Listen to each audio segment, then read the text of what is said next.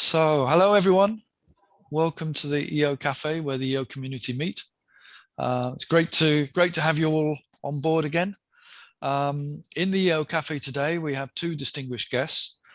I have to signal that one is still yet to join us, so she's been very active over the last couple of days. But Marianne will be with us very shortly, I'm sure. But so Marianne van Marlo and Martina Sindelaar from the Commission, who are going to tell us about the new research funding opportunities coming up in the Horizon Europe program. I guess most people are familiar, but Horizon Europe is the latest version of the European Research Framework Program. This is renewed every 7 years, and of course it was called Horizon 2020 in its last 7-year cycle. Now it's Horizon Europe, and we've just entered the start of the 7-year cycle for Horizon Europe. So EOcafe, firstly, a quick reminder of the rules. It's intended as an opportunity for all those working with Earth observation to meet virtually and to stay in touch. As Europe is opening up, globally it's opening up, but as Europe is opening up, we hope shortly to have more opportunities to meet up physically. Nevertheless, I think the EOcafe meetings have proved very popular, and we plan to continue them certainly for the foreseeable future. It's a very informal meeting where I chat with our guests before inviting you all, everyone else on the call, to join. Hi, Marianne, I see you've managed to get away. Great. So I chat with our guests and then invite you to all to join in with questions, which I ask. If you can post your questions in the chat, that gives us a chance to be aware of what's of interest. And if I pick your question, then I will ask you to pose it directly, and that's when you should open your microphone. It's a very unusual picture of me there. It's a long time since I've worn a jacket and tie. I have to say, I think that's probably true of most people. Very much more informal. I'll have to get a new picture, more up to date. During the time when we're talking, please keep your microphones off, but feel free to leave cameras on. I know people like to sort of do other things, etc. But it's also nice to see people and to stay in touch. So if you have a question, as I said, write it in the chat, and I'll call you at the appropriate time. So our two guests today, Marianne van Marlo and Martina Sindelaar. Marianne is Policy Officer in DG RTD in the Unit for Environmental and Earth Observation, and Martina is Policy Officer in DG DEFIS, the Unit for Innovation, Startups and Economics. We were just talking about that. Marianne, Martina, do you want to just say a few words, just introduce yourselves, and I'll come back to the slides later, but just, Marianne, just say a few words, introduce yourself. Thank you for that, Jeff. Yeah, well, I'm literally, even though we're virtually, running from one to another because we just finished the EuroGeo workshop. So that immediately describes one of my tasks, which is EuroGeo and the EuroGeo initiative. And next to that, I'm in DG RTD in the Healthy Planet Directorate and the Climate and Planetary Boundaries unit. And with there, I'm mostly working on basically making sure that GEO and EuroGeo have a good base within the Horizon Europe program and before in Horizon 2020. And yeah, also liaising a lot with DG DEFIS, making sure that we're overlapping and not overlapping and working complementarity and synergies.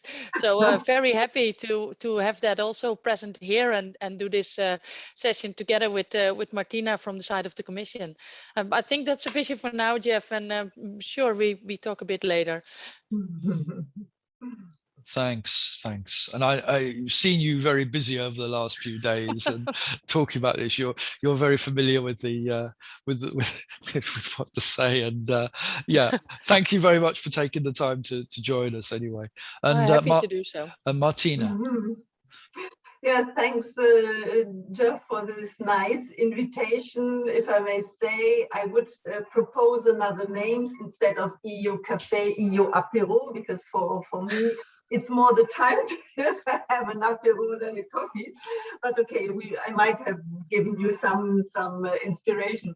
Now, welcome also the colleagues. I'm really glad to see you all, and a particular good afternoon to Marian, my colleague. We are working really very, very closely together. But in the last year and the last month, we saw each other more on video than face to face. So it's always a pleasure.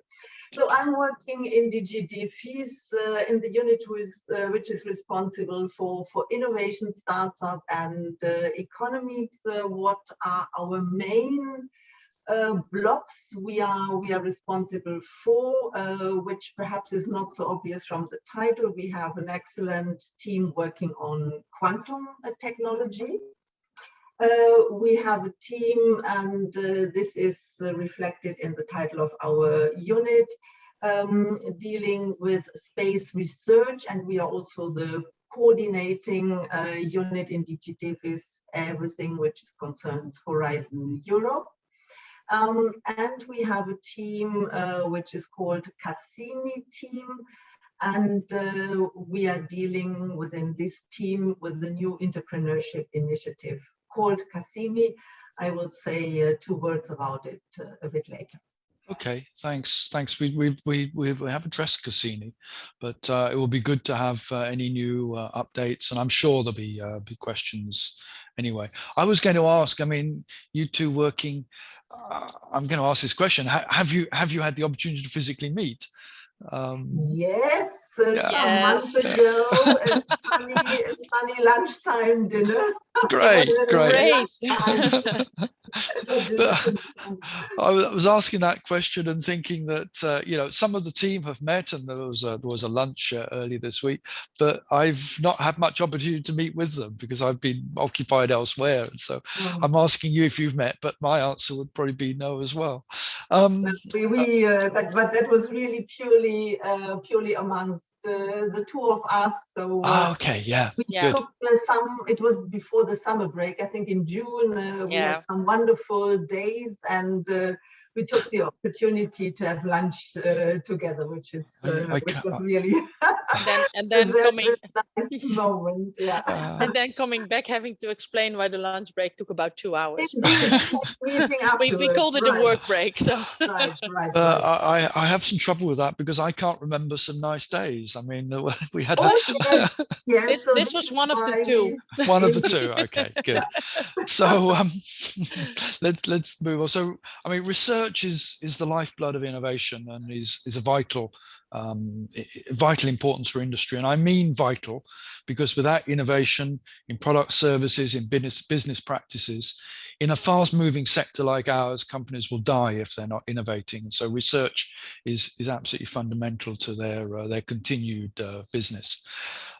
Research funding comes from various sources, of which the EU framework program is one of the most important. I should say the most important, shouldn't I? Alongside national funding and industry's own funding.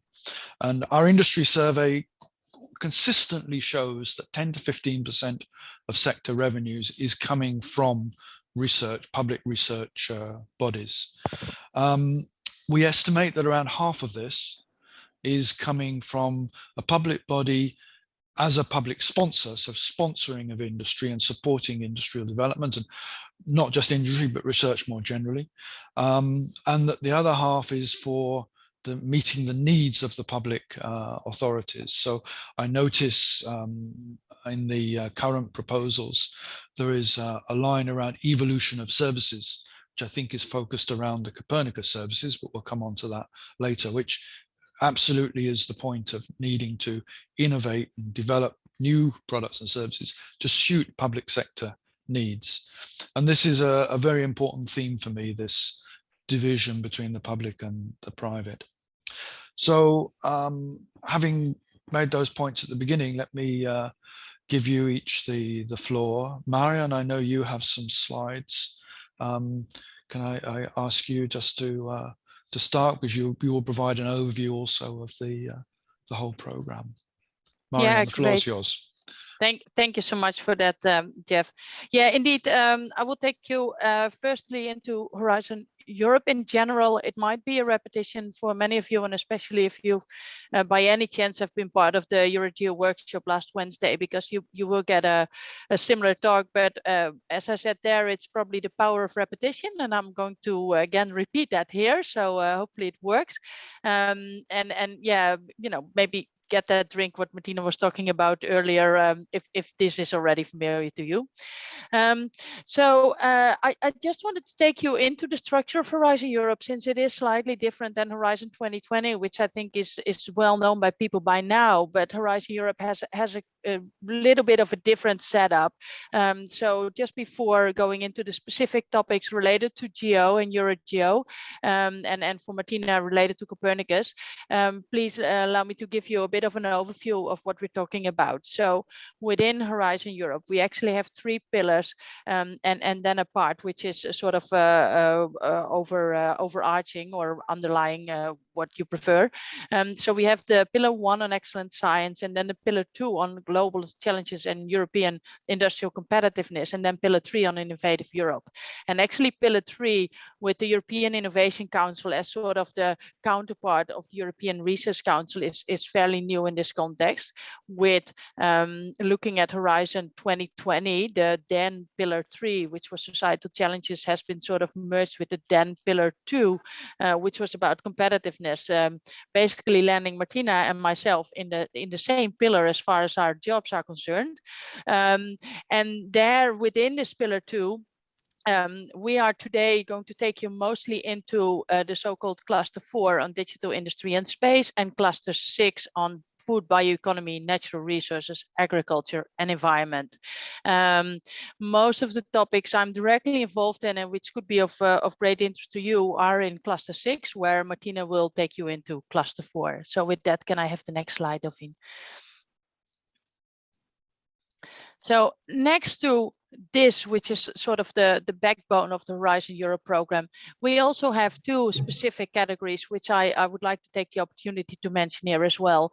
So first of all, we have the 5 missions, and the missions, and you can see it in the little box there. A mission is a portfolio of actions across discipline intended to have and to achieve a bold and inspirational measurable goal within a set time frame with a lot of impact. It therefore is about things that are not well to be done within a single topic, a single goal, because it's really across different domains, if you want, and it's really much more all-encompassing and bigger. So we have the 5 missions here. The unit I'm working in is very much involved in the Climate Resilient Europe one. But if we look from the perspective of Earth and environmental observation, the relation with the conquering cancer might be slightly difficult to lay, but the other 4 missions are all would all be benefiting from European Earth and environmental observation data and information, I would say. So if we can then go to the next one. So this is the other part, which is new. European partnerships are not new as such. There is already under Horizon 2020, and even before in the 6th and 7th framework program, there is a large, let's say, portfolio of partnerships. However, even though it's perfectly explainable how it came to be as it is, as it was under Horizon 2020, it's also complex to explain. And the taking, let's say, the opportunity of working on a new program also led to the opportunity of taking new approach to European partnerships, which only 3 kinds of partnerships now being under Horizon Europe. So you have the co-programmed one, the co-funded one, and the institutionalized one, and all of them, as you can see in the top box, are have the key features of a simple architecture and good toolbox of a coherent life cycle approach, so over multiple years, longer time, and with a strategic orientation. And here, as with the missions, we are talking about things that cannot be achieved by a single topic or a single goal, for the reason that, for instance, you want a really broad geographical coverage, preferably across Europe, or you want to have a larger budget than normally would be within one goal, or also, like with the missions, it's crossing many domains, so really cross-sectoral. So these are the three kinds of partnerships that are now proposed under Horizon Europe. Some of them have already started within the 2021-2022 work program we're currently in, but a lot of them will also start under the 23-24 work program, with a total of 49 partnerships proposed at this time, all across the program. Most of them have finding their let's say logical point of connection within the second pillar, but are really across the Horizon Europe structure. Next one, please. So then going a bit deeper into the clusters under pillar 2. So again, this is the pillar 2 I referred to at the beginning. Today, you will hear mostly about cluster 4, digital industry and space, and cluster 6. And for cluster 6, you see as the first dot, the environmental observation, where cluster 4 as the fifth dot has the space, including Earth observation. Having said that, really, Earth and environmental observation is across the whole program, and definitely across most, if not all, of the pillars that are, or of the clusters that are listed here. However, these two would hold, let's say, where the heart is environmental or Earth observation, that will be amongst these two clusters. And then if we go to the next one, I'm just going to take you a bit outside. Ah, no, sorry, I thought I was one slide further. Okay, then no, this is fine, please, Delphine. So for the next one, I thought I was already going to say something about GEO and EuroGEO, but I will do that on the next slide then. Just as a quick introduction to the cluster 6 work program structure, because it is slightly different than it was on the Horizon 2020, having an intervention logic and priorities for 2021-2024 defined in the strategic plan. Right now, we're working under the Horizon Europe program, work program 21-22, with the first calls for 21 almost being having their deadline, and the ones for 22 opening, depending a bit on in which cluster you are, but at least for cluster 6 this is the case. But where we are working now already on the 23-24 work program, it means that the let's say the intervention logic and the strategic priorities are already set. So it's more a filling in exercise than it was for the 21-22, because there we had to think about the 4 years in general and then see how that fits in the urgency and the priorities for the first work program. But for the second work program, we're still following the strategic plan. So if you then look at the first work program, so 21-22, for cluster 6, it's proposed to be designed around 7 coherent packages of goals, and we call this the destinations. And where it becomes different to Horizon 2020 is that if you are answering to one of the calls and looking at one of the topics, you're not only supposed to react to what is asked in that topic, but also make the connection with what is asked for under the destination. So it's really sort of an extra thing to keep in mind when you're replying to this. This will be clear for the topic text where you have to look at, but it probably means that going into the work program, you will have to double check with the destination text as well, which is sort of the chapeau. So that I just wanted to give as a sort of a general background. And then if you go to my next slide, there is just the context of GEO and EuroGEO. For what I will be taking you into in the next couple of slides is basically what we're doing in 21-22 in the context of environmental observation, but that is actually directly linked to GEO. So GEO, the Global Group on Earth Observations. If you are not familiar with this, it's an intergovernmental global partnership set by an international agreement since 2005. It's legally non-binding with voluntary contributions, but therefore not less valuable. It has 112 nations, but also the EC being part of it, and 135 participating organizations, where at least ERSC is one of them. And it's divided in 5 caucuses. Currently, the EC is holding a co-chair position and actually a lead co-chair position in the person of DDG Patrick Giles, so DDG RTD. And then EuroGEO specifically is the European contribution to GEO with the keywords cooperate, coordinate and combine, making sure we work on this better uptake of environmental observation data, but also defragmenting the European observation landscape. And of course, and there's where the complementarity comes in, Copernicus is a major element of this. And then if we go to the next slide, just to specifically go into the work program of 21-22, then if we are, and I said we were working in destinations now. So if we're looking at where environmental observation is, it's cross-cutting over many clusters and destinations. However, if environmental observations is crucial for achieving the impact listed, that's when we place it under the so-called destination 7 in cluster 6. And this is complementary. I've said it a couple of times, but I find it important that this comes across. It's complementary to cluster 4, the destination space there. We know that environmental observation is of great value, or can be, but should be also of great value in assessing the state of the planet and delivering crucial information for the Green Deal. And also this destination 7 is specifically pointing, so all of the topics on the destination 7 are specifically pointing to the Green Deal. The destination 7 has much more topics in there than only environmental observations, but all of them are looking at the European Green Deal. And this is not, I think, news, because this was already the way of acting in Horizon 2020, and I'm sure before, ensuring a better, accessible, interoperable, deployable, and exploitable information, including decreasing in situ gaps and ensuring availability. This is always in the core of basically every topic we have.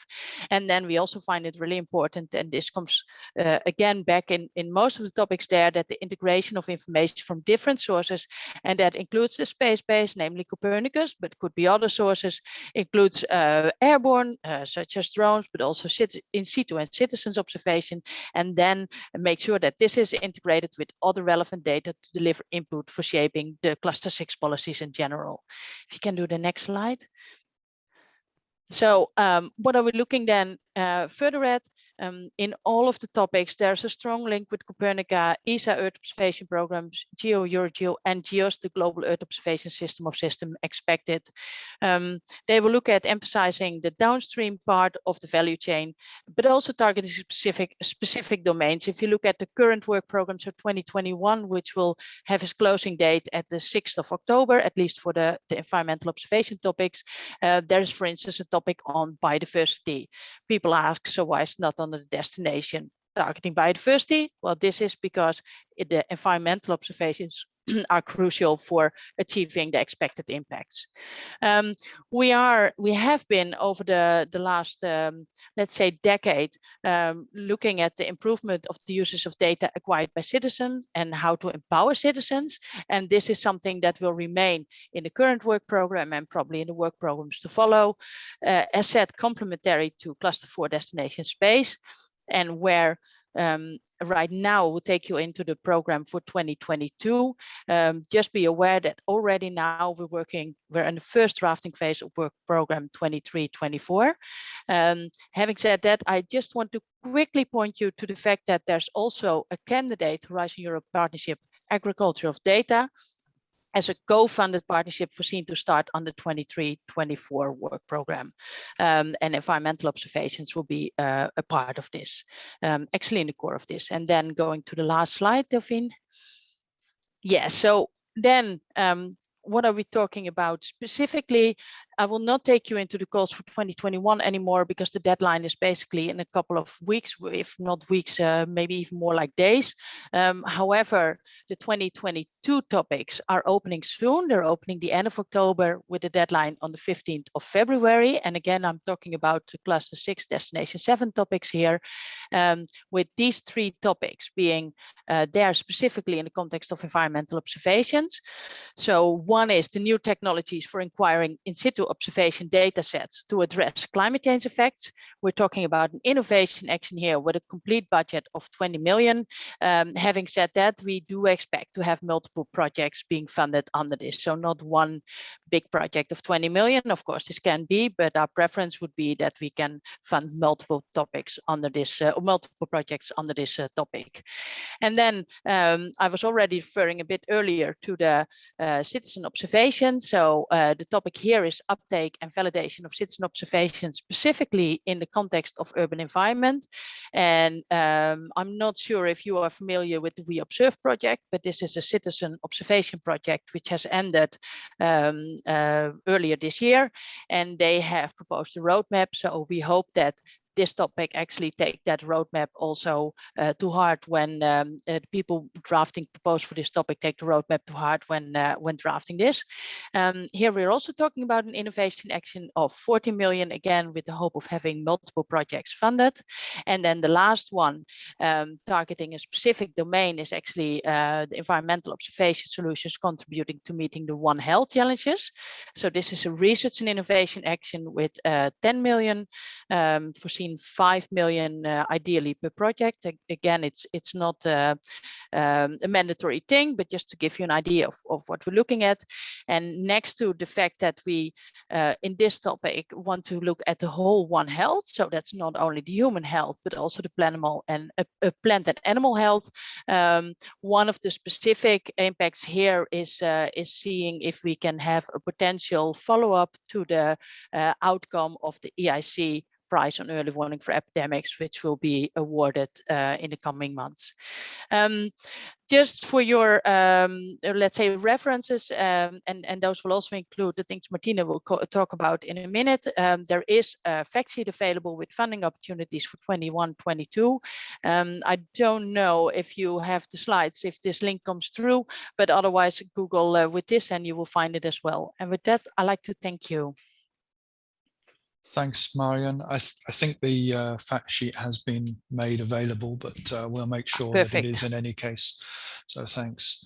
And you mentioned GEO and people's awareness of GEO, just to also signal that our next EOcafe will be with the new Executive Director, Jana Gevorgian. So we'll be able to have a chance to learn more about GEO at that, and more particularly Jana's vision for GEO. So that was really, really exhaustive, Marianne. Thank you very much. And please, Martina, you can complement it with a cluster 4 and sort of a DG DEFIS view of the Horizon Europe. Yes, I do it with pleasure. But if you allow me a quick remark to Marianne, because you must know that Marianne is one of the colleagues I learned most of concerning Horizon Europe. I wasn't at all familiar with the research part 1.5 years ago. And as you could see, Horizon Europe is has a rather complex structure. So thanks again, Marianne, for all your explanations and the time you spent with me to explain it. But there is one point I would like to raise concerning the cancer mission. Indeed, for most people, it's not obvious at all that there might be a link to Earth observation. And this is why it is a bit my personal ambition to bring our concern also into this particular mission. We have quite some experience with the business side, with the entrepreneurial side. And there are some, and one even very successful application based on Copernicus data concerning the prevention of skin cancer. And the prevention of cancer is one of the priorities in the mission. So even in this mission, which doesn't seem obvious, there is a really big room for Earth observation, and Earth observation can bring really big and considerable benefits to this.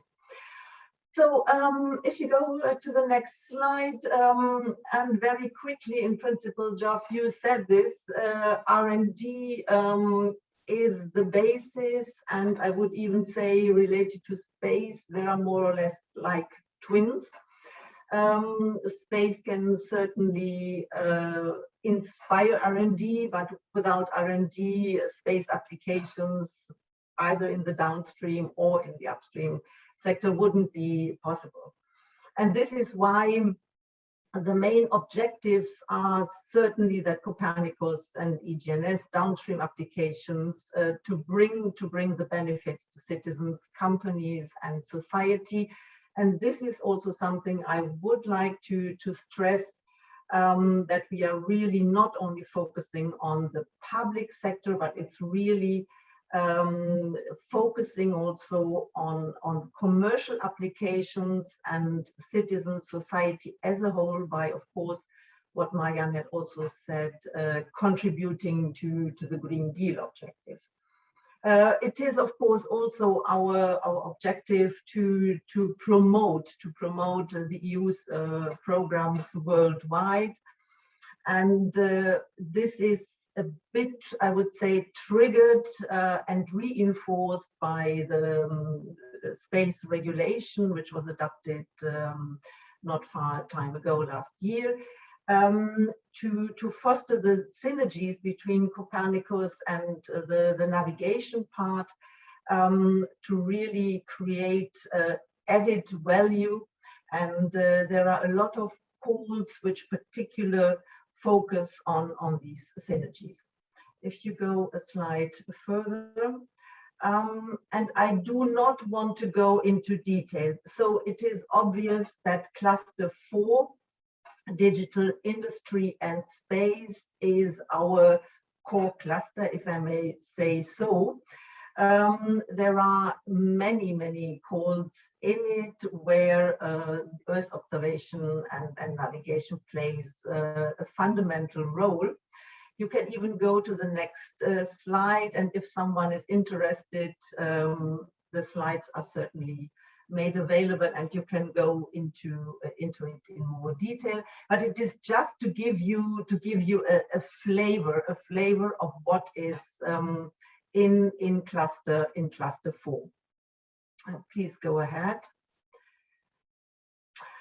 What is perhaps even the more interesting part is, and looking at the structure of Horizon Europe, Marianne just explained, we are really very glad that and we can say for the first time in research history of the European Union, Copernicus and EGNSS are strongly and widely anchored in Horizon. And this goes on different levels. So on the more higher political level, it is really mentioned in, or the programs are mentioned in, and the use of the programs are mentioned in the so-called strategic plan, which outlines, as the name said, the broad political lines and objective. But, and this is really something I would like to draw your attention on, the use of the two programs are anchored in more than 100 calls, and this across all clusters. You will understand that that was not an obvious step forward for us. But we achieved, and it is even in a way when we started discussion with our colleagues in the other DGs, that we finally achieved to put it in as a so-called mandatory clause, as an eligibility criteria. And the formulation is very straightforward.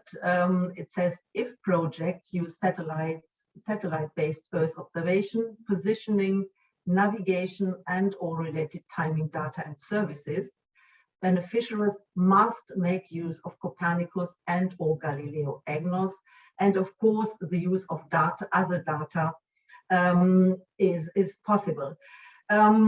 This is really for us a major step forward to open, and this is why we are also very glad to have the opportunity to participate today in EOcafe, to open really not only new perspectives, but perhaps even, and this is what we hope at least in the midterm, new doors for companies and institutes coming from the space sector.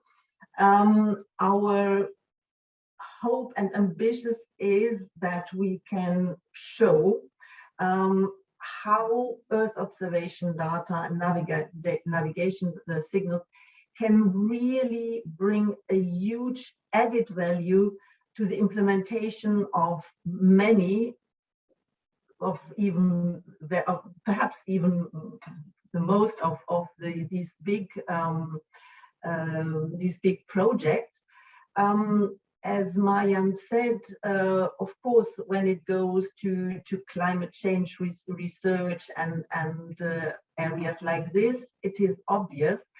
But when you look into the health cluster, for example, you will understand very quickly that for basic research and for many of these projects, in principle, the use of Copernicus and Galileo is the basis.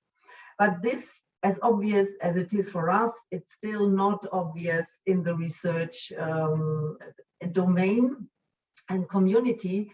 So as said, thanks for giving us also this opportunity, because we really need to communicate this and to raise awareness of these really new field.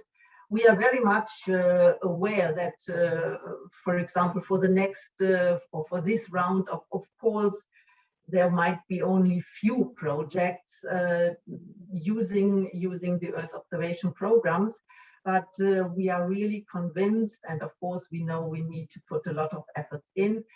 With the time, it becomes perhaps a normal element in research to go back to these high quality data we can offer with our programs. If you go further, perhaps. Yes, if I may just take again the opportunity to draw your attention on another field of opportunities, which is perhaps a bit more obvious for you.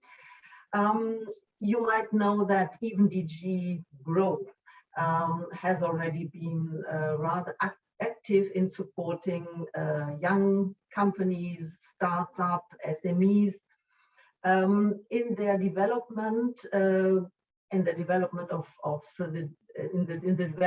of Earth observation-based applications, with, I would say, considerable success, because it was still, when we started 7 years ago, it was a very new market. And based on the experience we made, based on the success, the Commission decided to launch a new entrepreneurship initiative called Cassini, which has 5-6 main building blocks. It goes from promotion, competition, investment, matchmaking, business growth, and we have the in-orbit demonstration part. This is what I said, a very new program. Currently, we have one action implemented. It is the Cassini Hackathon and mentoring. We are very much advanced with the Copernicus, with the Cassini matchmaking program. And we are also in parallel working on an innovative competition, the so-called Cassini prizes. We will do together with the European Innovation Council. And of course, the main objective here is really to develop and to support and to foster the development of applications of solutions using either Copernicus or Galileo signals. So this is currently from DG DEFI side what we are having on our table, and it is a very broad field. Again, stressing, showing that what has initially been the case, Earth observation, was in principle only linked for public needs. But there we have a very strong shift, and the private sector and also citizen societal objectives as such are very much now in the focus. So thanks a lot, and yeah, let's discuss if you have any questions. Thank you, Martina. Just a reminder to everybody, if you've got any questions, just slip them into the chat, and we'll try to follow and get you to ask your questions yourselves. I suppose coming back to Marianne, early in your presentation, you talked about the 5 missions. And these are something that certainly I've been quite excited about, the idea of the missions, but it's still not clear how these are being connected. You've talked about missions, you've talked about European partnerships, you've talked about destinations, you've talked about clusters. It's quite hard to understand how these fit together and how people should respond. Any quick advice to people? You say to read the destination text. To read the destination text, and also what will be the case is that the topics either contributing to the mission or contributing to the partnerships, they will in the end all end up in the same work program. So that means that even though now it might seem slightly complex, and believe me, especially for the partnerships, it was even more complex on the Horizon 2020. So we're making progress there. Yeah, that's why you're adding more terms in. More. Well, but then hopefully for the longer future. No, but the in the end the core thing to look at is actually the work program. So also with this fact sheet, I think the chapeau of the fact sheet immediately say, if you want to apply, if you want to send in a proposal, if you want to do anything like that, please go to the work program, and then please go to the the participants funding and tenders portal, because that is where all the official information will be, and also for the mission, and also for the partnerships in the end. But does it mean that the missions or the destinations will be specifically mentioned in the text of the call, or is it for people to say, okay, well, I've got this idea which meets the text of the call, but it also contributes to this mission, or it also contributes to this. I have to in all honesty say that I'm not 100% sure for the mission, so I'm not going to burn my fingers on it saying the wrong thing. So I could come back to you later on that. For the partnerships, the partnership topics are included under the specific parts of the work program where they're most closely related to.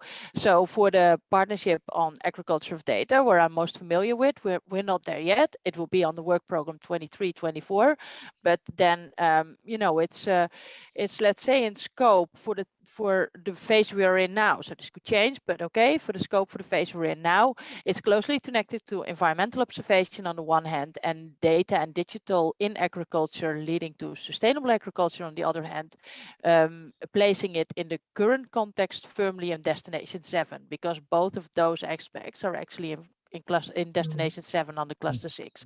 So that's where you will find it.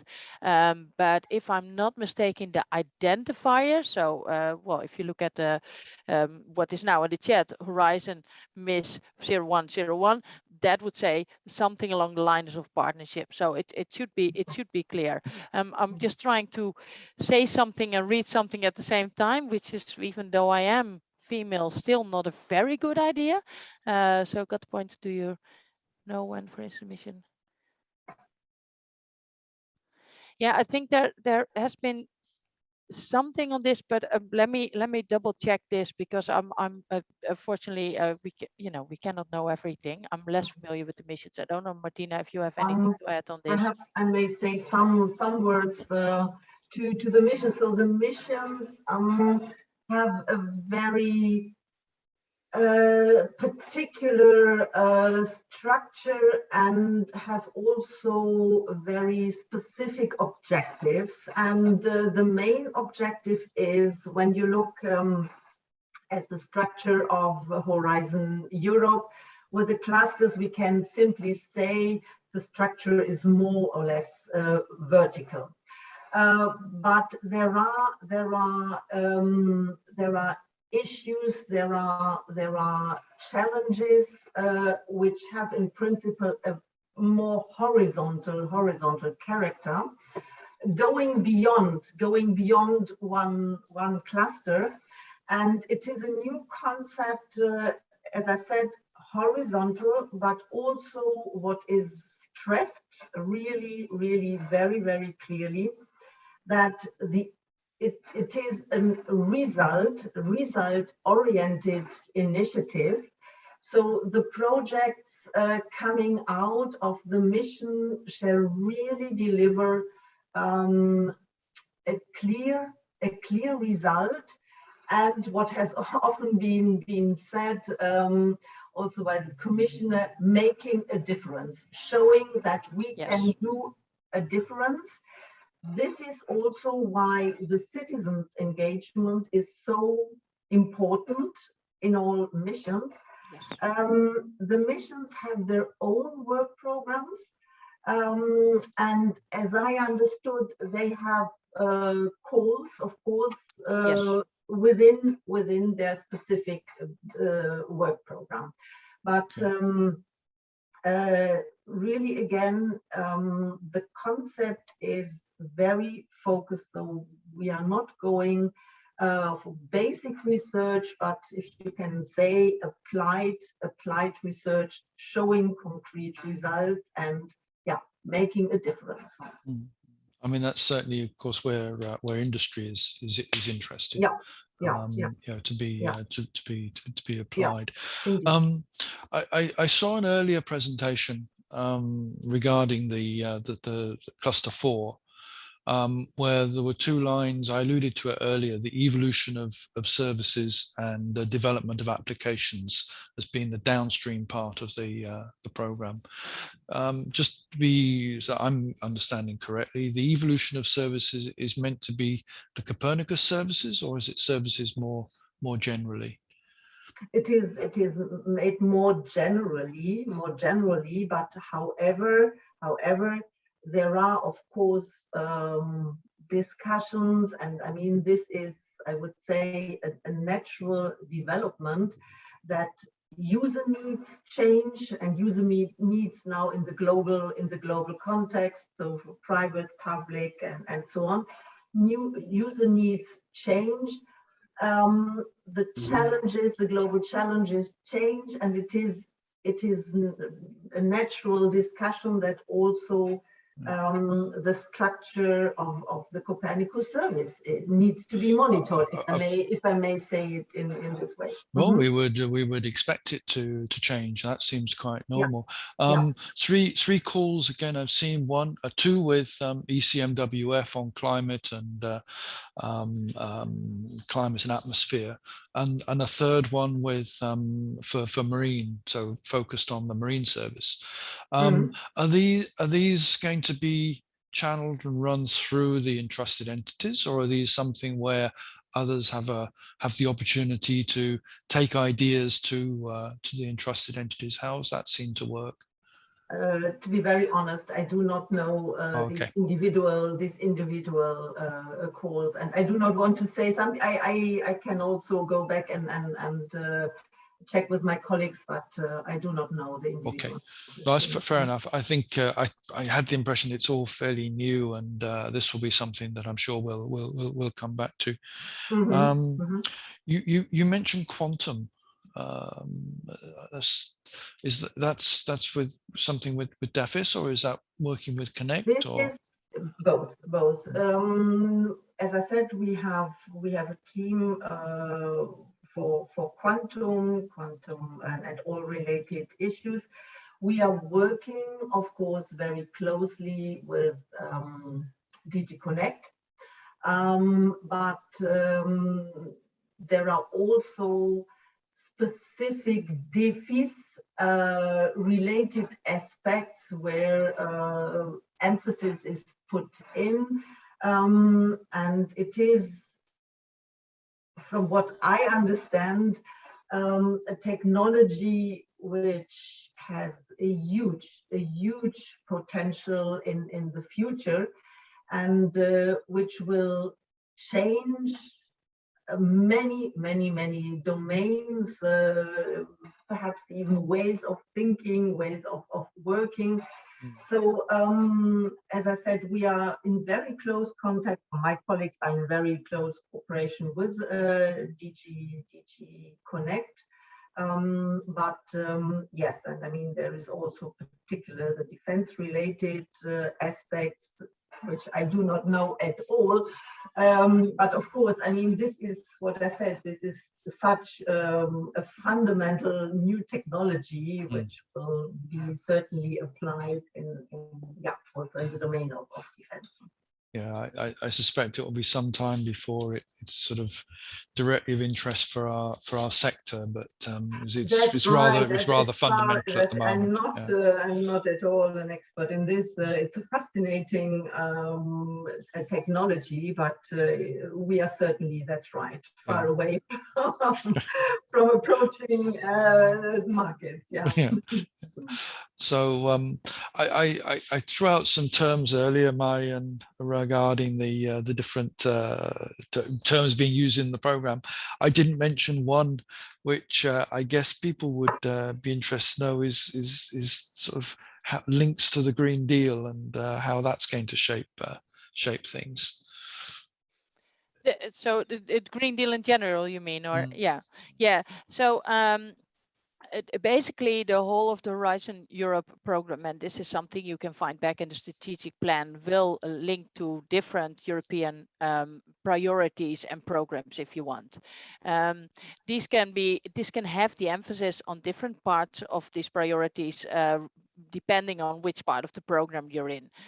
So I can imagine that for the cluster 4, that for instance, maybe the Digital Europe program is much more in the front of things than the European Green Deal.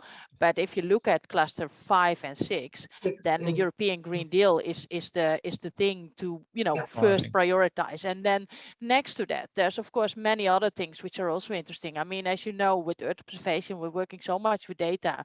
So digital and data strategies would always be of importance. Having said that, throughout the cluster 6, but particularly also in this destination 7, this European Green Deal is basically in the title of the destination. So that means that all the things under there, most of them will mention European Green Deal in the topic text, but even if they're not, they will still have to relate to the destination and therefore to the European Green Deal. And as you, I think you, well, I know you actually did a blog on this, so you definitely know, Jeff, but I think the rest of the people here will know as well if they looked at your blog. As you know, it's got 8 thematic areas with 2 horizontal domain, so to say. So it is really big. So that means that the topics addressing this also have to be really big to make sure that we reach all the objectives and we can contribute to all of the objectives. So yeah, I think that's the most quick reaction. I don't know, Martine, if you want to add to that. No, I fully agree, and I can only confirm so that even for us from the Earth observation side, the Green Deal is really a priority and a point of orientation, which have already certainly triggered a lot of new ideas. And this is, again, if I may say, from our insight in the entrepreneurship landscape in Europe. You see that particularly young companies are developing applications which go directly in the Green Deal direction and the objectives, or even they tell us, no, we understood this is an objective, so they got really inspired by the Green Deal, and they try to implement the objectives in a very concrete way. Yeah. We're running out of time for questions if anyone does want to ask anything. I'm really pleased and impressed that you read my blog, Marianne. I think now I know who my reader is. that one entry, that was me. No, I'm kidding. Yeah, well, so am I. You've mentioned the partnerships, which and some of them are formed, like the agriculture for data. What are the opportunities for industry? Do industry, they will have the opportunity to respond in the same way of any other call, presumably, or is there a need to be in some way part of the partnership? It depends. It depends really on the partnership, because different partnerships will have different, let's say, conditions for applying. I cannot say in the phase where we're at now what would be the case for agriculture of data. We have basically this month we have just established a core group for further developing, deliberating on the partnership proposal. So basically the sort of the core of everything, if you want, and also working on the strategic research and innovation agenda, which is the underlying scientific base. And one of the things that this core group would have to do, so that's consisting of different member states, one of the things they would have to do is actually also involve stakeholders, whether public or private, in one way or another. As you might be aware of, and I know there have been ERSC people linked to ERSC there. We have had a webinar last May. I know we've had a lot of people attending that one, and I know from that also we have a lot of people asking us how can we be involved. And for now the reaction has been, hold on for a little bit, we tell you soon. And this is not because we don't want to give an answer right now, but this is really because this is the phase we're in. So yes, we are looking for involvement, but how that will be something that will become clear, probably not even over the coming months, but more like the coming weeks. So we're really in that phase. So yes, some kind of involvement is definitely required and expected, but how, I don't know for this moment yet. And the same goes for the goals in the end. Yeah, and it also depends on the kind of partnership. As we said, we have the three. So yeah. You're leaving hooks to be invited back again, aren't you? So good, right? Yeah. But in this case, probably you have to invite one of the member states representatives for this. Okay, but well, yeah, let's see. You can guide us in any case. Yes. That's great. I'm not sure if everything is so clear or so confused that no one's asking questions, but Yeah, they're obviously all very, very shy, but maybe they've maybe heard they're you worn before down by the Eurogeo workshop. That could also be maybe the that case. was it. Yeah. I mean, I was there for some of the time, but not all the time. I know some of the people who were in the call were there, so that may be the case. I think we should come to an end. I think I've got some provocative questions, but I'm not going to put those in this circle. I'm going to maybe save them for later. These were the ones we were waiting for, you right? were prepared for. Oh, right. Well, in that case, after the aperitif. Yeah, indeed. That's informal party. Good idea, the Martina. aperitif. Yeah. You've already got it arranged. So, I mean, thank you both very much for joining us. I mean, it emphasizes that there is a lot to learn about how to respond to the calls. People are looking for the calls, and we will continue to be able to offer some guidance if people want it, and links into the commission. Are there any final points that either of you, Marion or Martina, wish to say? Well, again, thanks for giving us this opportunity. I hope I made it clear what really is our objective, but of course we need also the support from organizations like you, because awareness raising of what we are developing, what we achieved is really key for us. So these opportunities are very important for us. Apart from this, it is a very dynamic atmosphere in EGNSS, due to our commissioner who has strong ideas and view, of course, concerning industry, concerning the development of new applications and using technology. So I'm sure that independently now from Horizon Europe, which is a strength we will follow very, very closely, and we will continue being committed to this. Certainly it will be interesting to look from time to time what's happened in DGDs. Oh, we should be looking very closely, don't worry. And thank you, Martina. I mean, you know, the EOcafes are made by the guests, so I really, really appreciate you spending the time with us, and Marianne as well. Yeah, It's really a pleasure. Yeah, no, for sure. I just wanted to say that I'm happy to be invited to speak in the formal part for once, because usually when we go to the informal part, I will get the floor. So you know, it's interesting to be on this side. No, but I'm just kidding. No, I really like this EOcafe. As you know, I'm participating in it a lot. I think it gives a sort of a fuller view of the domain we are in, and with all the stakeholders on board. You know, we've been doing these kind of talks for the info days, but we know not everybody is visiting them. So I think this is a great opportunity to sort of complement that effort, and I'm happy you are organizing this, and I'm grateful that I could be part of it. So thank you so much. And yeah, please don't hesitate to, you know, I'm sure Dauphine will share the slides to come back to me.